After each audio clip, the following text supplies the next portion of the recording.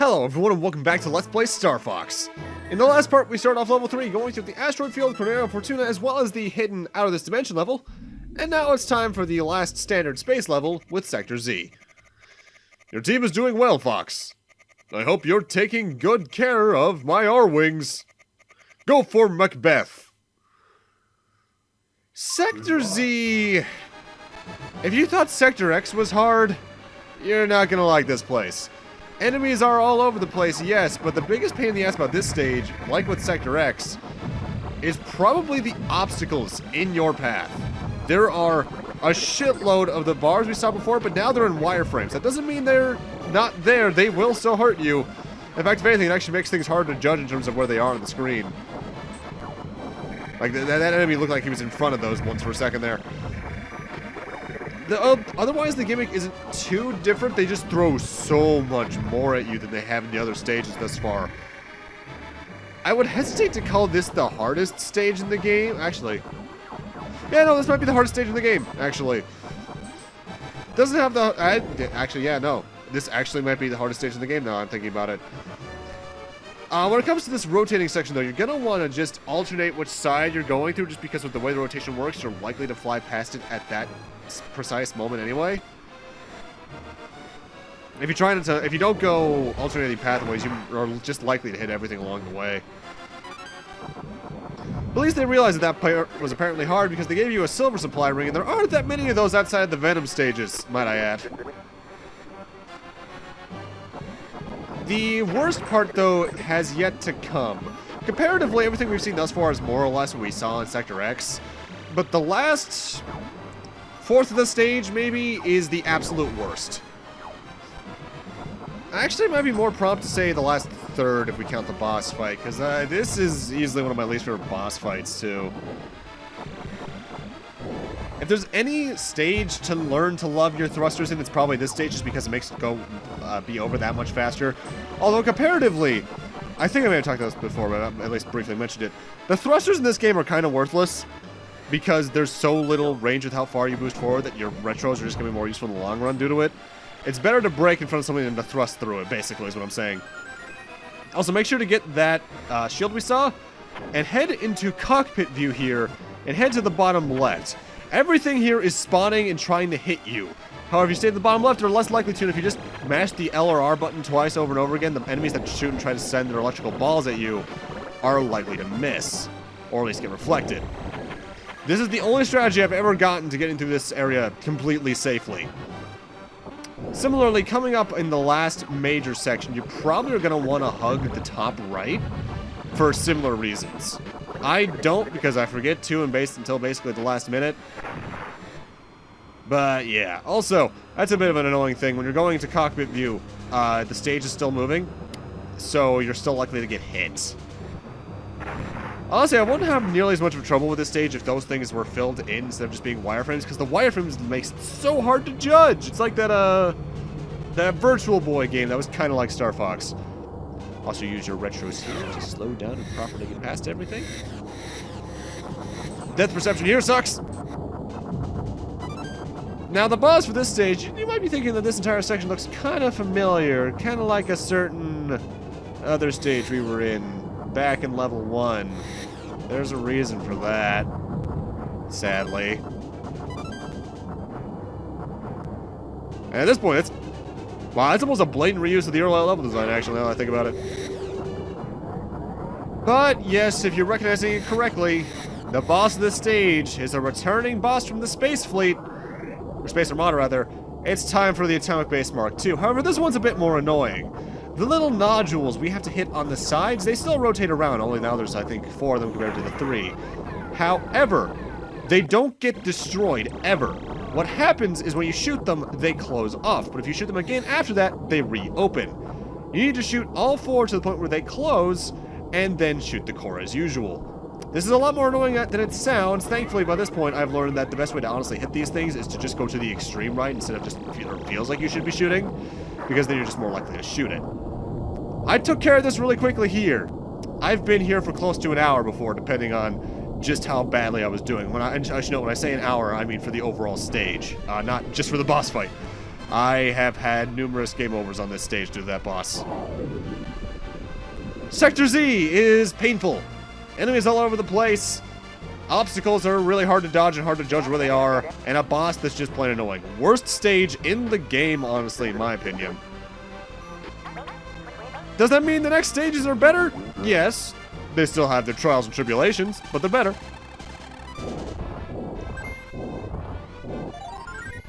But with that, we're heading... Ooh, first off, I got my second credit. Nice. The next stage is, thankfully... It's, honestly, next to Corneria, it's probably the easiest stage on this path. Welcome to MacBeth. What you got to say, Pepper? The hollowed interior of MacBeth is ideal for a base. Prevents Andross from building it. Here, whatever. Good luck.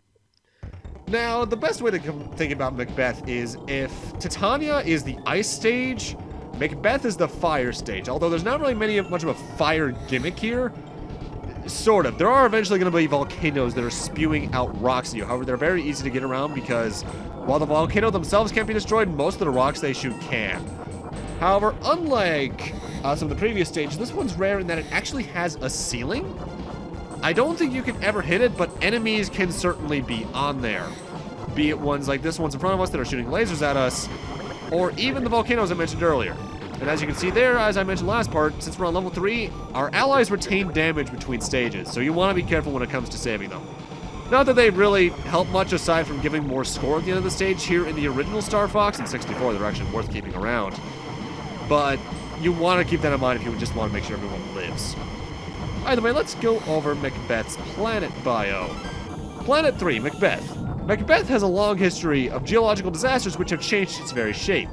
In a unique geological occurrence, the core of the planet shrank while the crust remained the same size, making much of the planet hollow. Andross has used this to his advantage, stockpiling the world with weapons, ammunition, and spare ships. As a result of the amount of weaponry stored there, I don't know why I thought this would be structured differently, the planet is a gigantic bomb waiting to explode. That just sounds cool. The crust being the same size, well, the core strengths I should mention, not the weapons. Though I have to wonder what that would cause gravitationally. That seems like it would cause some shit. In fact, for that matter, how is the crust being supported? Probably caves that formed. Getting the shield here is pretty useful, but ultimately, like I said earlier, this is probably the easiest stage on Route 3 minus Corneria.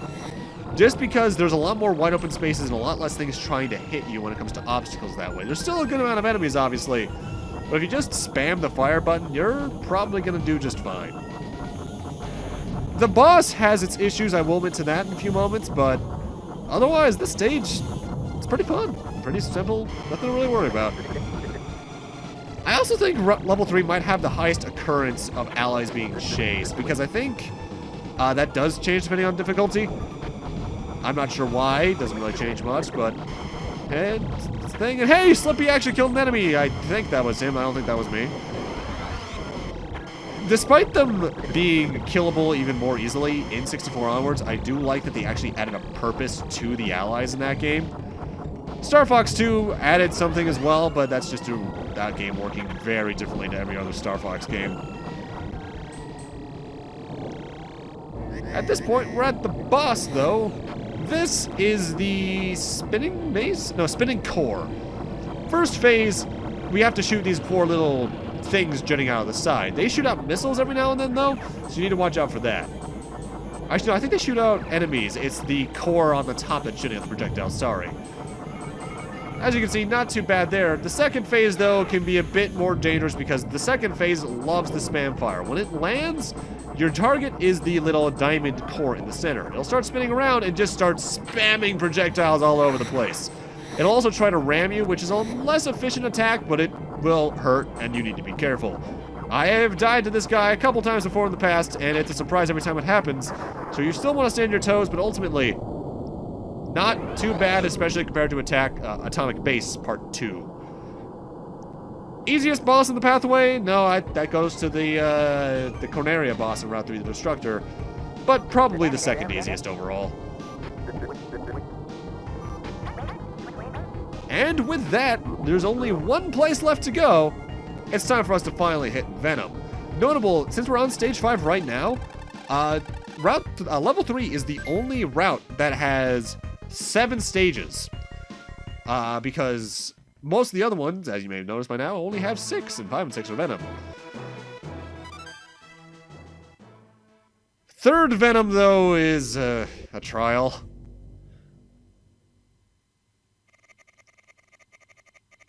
You've made it this far. It's your fate to destroy Andross. We're counting on you, Fox. Good luck. Alright, now you might remember how I've held onto my Nova Bombs the entire third level thus far. This is the level I'm saving them for, but I'm going to tell you right now, do not use them during the level. They're all for the boss fight. And Venom 3, or Venom 1 on level 3, is chaotic. There are enemies all over the place, and the best advice I can give is spam the beam button. It's the best way to ensure your survivability because there are enemies everywhere along this pathway. To honestly, kind of a ridiculous degree. Mind you, it's like it's the final level in Andross' final base. I'm sure this would be more where a good amount of the Armada was, and I would assume it would be fortified, but good lord, they went a bit overboard. Good music, though. Like I said, the entire game soundtrack's great. Now, as for Venom's bio, because we're finally going over it since it's our final time at Venom, Venom is the first planet in the Lilat system. When Andross was driven out of Corneria by Director General Pepper, he occupied this planet as his base. While it used to be known as the Evergreen Planet and boasted beauty second only to Corneria's, Andross has remade it into a dark, polluted world of military machines. The natives, who were not advanced, were enslaved by Andross and drafted into his military machine. Though they serve Andross, they inwardly hope that the forces of Corneria can win a victory and liberate the Lilat system. So, why not help us at this point then, if we've gotten this far? I mean, it's one thing if we die early on, might as well continue doing it there, but if we're this far, really? Mind you, something I've never been quite too certain of, although the later games would clarify this a bit more, is how many of the things we're shooting down are drones or autopilot robots, and how many are actually piloted machines. A good amount of machines like that one right there, we can see pilots fly out of, yes, though they... Actually, no, they don't even seem to be in a pod, so they're probably dead. But others, not so clear. The best advice, other than just spamming your beams here that I can give, is spam the barrel roll to your heart's content. Because there's a good amount of the energy circles here, but you should hopefully take them out before they can do anything to you. I think almost every enemy variety in the game is in here too, barring, of course, boss fights and those that are exclusive to Venom 2, rather. So, if you've gotten this far, you know how to deal with all these enemies more than likely. Just be sure you can try and survive to your best ability. Oh boy, is it that time? Yes, it is. The boss for Venom 1 has quite the grandiose entrance. It doesn't even have a health bar yet for a reason. We have to watch this thing form up. And not gonna lie, this is kind of cool. The boss for this stage is, I believe this thing's called the Great Commander?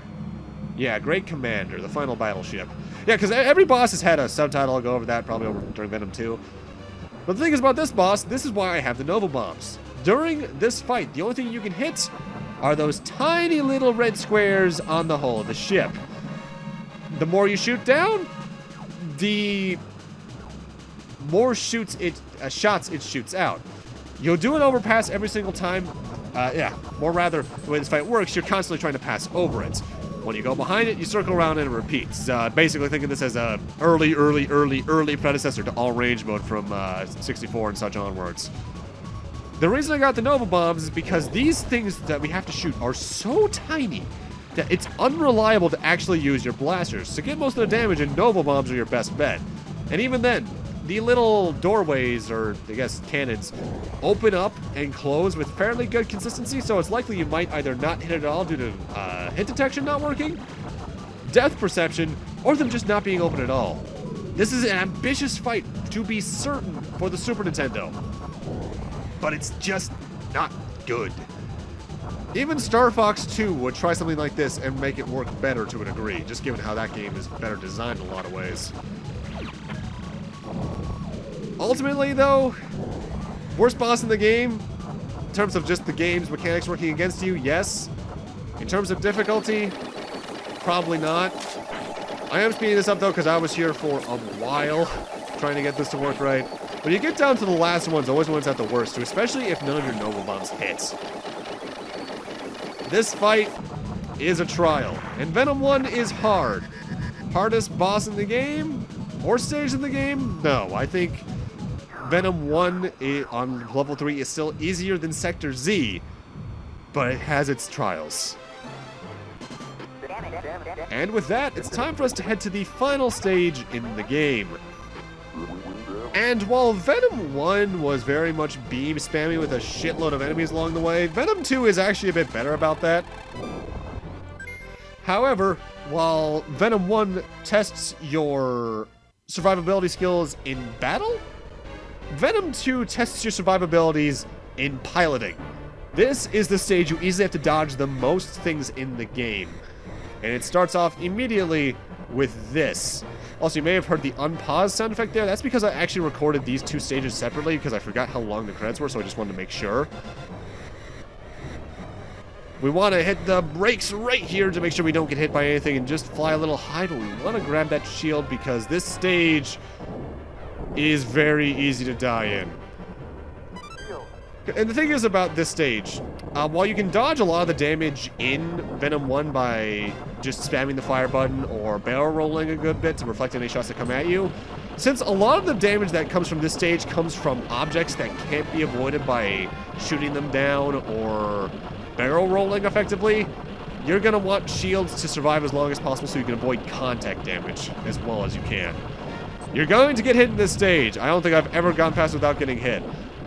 Actually, I suppose it is theoretically possible if you're like a task, but you want to be careful here. You don't need Noble Bombs for this stage, thankfully, so you don't need to save any from the Great Commander fight, but you still want to be careful. Also, I think I mentioned it back in the, I forget if it was the first or second visit to Venom, but gotta say, love those clouds in the background. And in a method similar to Venom 1, actually. While Venom 1 was a culmination of every space stage and enemy we fought in the game, Venom 2 is more or less a culmination of every stage gimmick in the game in terms of environmental things you have to fly around. We even have a new addition to these weird little platforms, the ones that have blue arrows. The blue arrows will flash between left and right on their own. However, they'll freeze on the opposite one, I believe, when you shoot it. For a brief second. If you spam shoot, it'll stay on that one. That's the best way to avoid getting hit by them.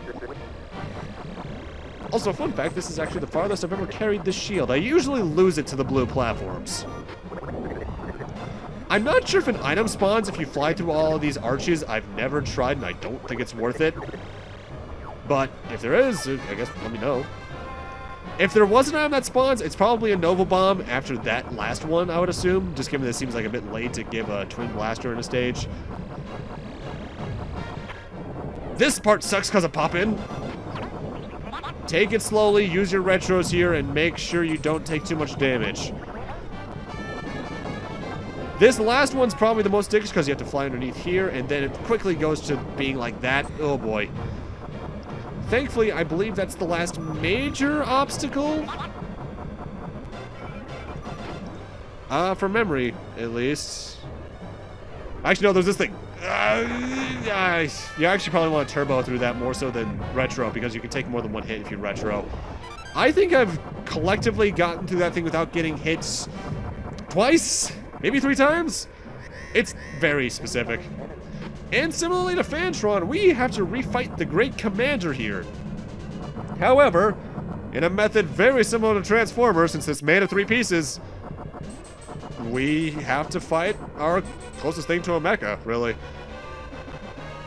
During the first phase of this fight, we want to shoot right around the leg area, because where these mooks fly out of, or that hole opens, is where we need to shoot. However, while it's doing that, it's also going to start throwing balls very similar to the ones that Bowser's clown car actually shoots out in Mario World at us. At first, it just throws them from left to right and stops about halfway through. But after that range goes around, it starts rotating around and will throw them around directly aiming at you. And after that, it'll just throw them straight up in the air, in which case you need to retro on them. After you destroy the first phase, you have to start shooting at the head. However, this phase, there's not really much to worry about. The centerpiece will spin around and reduce your restrict your altitude limit. And you need to be careful, because when it dies, it will be flung at you like that. I always forget about that for some reason.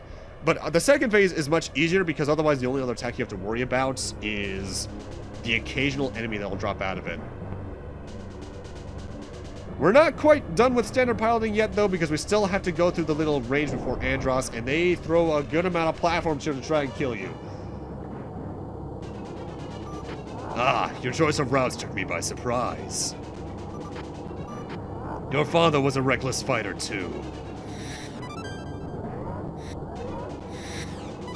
Is that all you have to say? I have noticed that jump cut and the one before the Great Commander. That was because I was actually checking up on my notes to make sure I remembered everything about the fight. Because these last two fights are probably some of the most complex in the game, admittedly, in terms of just how much is going on. So I wanted to make sure I had everything straight. But this will be the McCloud's last battle. Alright, level 3 Andross. Not much has really changed. At least at first. You still have to shoot out the eyes. You can still destroy the things it shoots out of its eyes. It'll still try to suck you in which case it'll just shoot out a shitload of these weird bathroom tiles. At first, nothing's really different. However, it's when things go into the second rotation that things go a bit amiss from the previous fights. The only thing I think that changes with this phase between difficulties might be the amount of tiles it shoots out and how fast he spits them out. But ultimately, not much change there. When we start to get to where the core is, though, we're going to notice some changes immediately. First off, similarly to level 2, the Andross core is still going to have those two pyramids on its sides. But compared to level 1 and 2, it's, well, let's just see. It should be coming on screen right about now, I believe? Yeah. This thing has, seen a little bit of a size increase, and its health has been increased tremendously. Thankfully, level 2 Twin Blasters takes out a good amount of its health really quickly, but when it reforms the Andross face, things get a bit different. Now it's a dog. However, the thing is about the dog, the eyes are always vulnerable. It doesn't suck you in anymore. But to compensate, not only the eyes shooting out the electric orbs of doom at you, but it's constantly shooting out its barrage of squares. You need to be fast and on your feet on this mode. Veer left and right when you can, just to keep an eye on the little bathroom tiles being flung at you as well, so you can tell where the next little open area is going to be, where you can get a good shot on the next eye. I think he tends to do this form whenever he's low on health more than anything, and thankfully level 2 Twin Blasters do that really quickly, because as you'll see here, he didn't have much life left in him. And that's game. Screw you, Andross. I'll see you in 64, Star Fox 2... 0. You're in a lot of the games.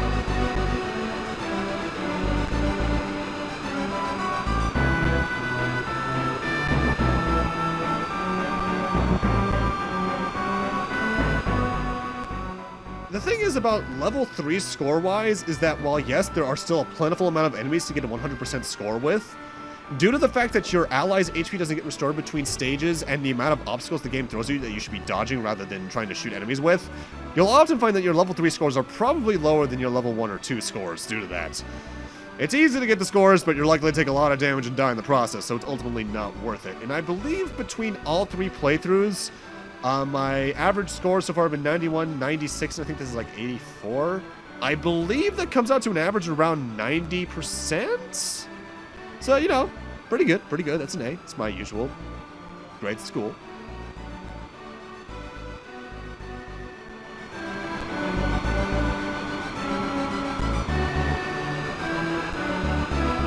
Come in, Cornelia. This is Corneria. Pepper speaking. Congratulations on a job well done. Roger. I'm heading back to Corneria.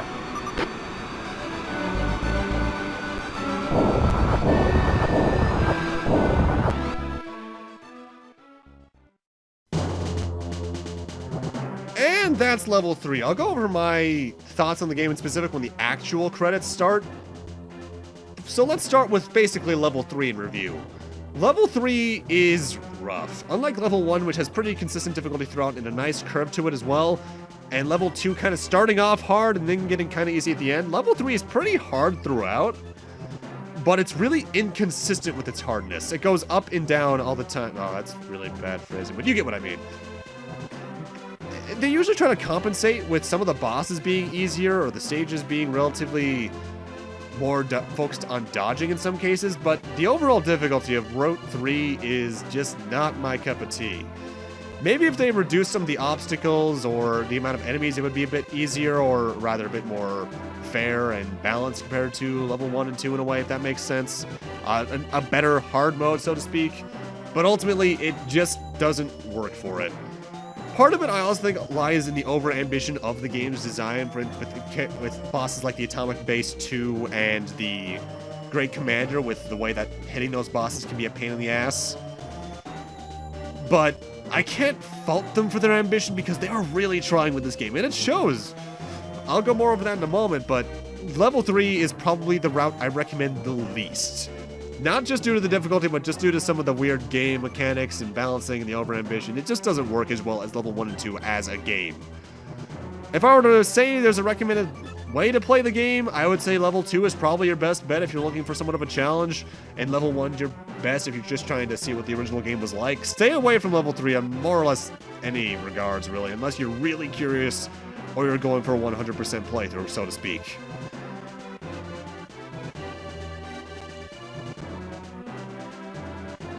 Also, I love this theme. This is probably my favorite Star Fox song in general, not my favorite theme in the game, so to speak. I think it's just the Star Fox main theme is what it is. But it's really nice. Star Fox's soundtrack is really good. And with that, we're finally gonna see this screen wipe away and actually go to the credits. Though I actually had to speed the credits up, because the credits take place in the same kind of space environment the stages do. And due to how the sprites of the credits are treated, they're basically entities in a space section. There is very notable slowdown here to the point where I think the credits end a full 20 seconds after the music does, which, given how the music ends, doesn't make sense. But that's the original Star Fox. There's a lot I like about this game, but it's shown its signs of aging. Well, I think the soundtrack is probably the best part of it overall, really. Graphically, I love the sprite work when it's actual sprites, but the models, well, it's a thing of the age, really. And that frame rate is, oh boy. Though, interesting thing, the graphics are actually why this game is actually kind of hard to find on a lot of virtual consoles, more or less. I think this game went unreally released until, I want to say, the Super Nintendo Classic, because the game uses the Super FX chip that's in the cartridge quite to its best efforts. But due to the company that developed that, Argonaut Software, going defunct, I want to say sometime in the 90s, re-releasing this game was a rights nightmare because the Super FX chip was just kind of in limbo. So if you want to play this, it's only on the Super Nintendo, I should add that. But I will say, in terms of playing the game itself, it works for the most part. Level 1 and 2, I think, are fun, but stay away from level 3 as long as you can, really, because that difficulty is just really imbalanced. As for what's next up in Star Fox for me, I'm still between playing Star Fox 2. I'm not sure if I would try and see if I can get like one of the original ROMs that went out some years ago, or if I could see if there's a version of the Super Nintendo Classic ROM out there, because I don't have an SNES Classic. But I'm also between that and 64, because 64 was the next game that was released, and it is a better game. I'll decide that at some point or another. I do have a lot of nostalgia for this game just because I played it a lot growing up, but if you want my honest recommendations, play level 1, maybe at the most if you're curious, level 2 if you're really into it, but stay away from level 3, and that's the most I can say about the game. As for what's up with me next, anything I can see by looking at my notes for what's up next? I'll choose one of these games, probably. I do have a certain long-term thing recorded, but it's not quite ready to be commentated over yet. I'll talk about that when we get to it. But with that, thank you guys for watching, and I'll see you guys in the next Let's Play, whatever that may be. Have a great night, take care, and I'll see you guys then.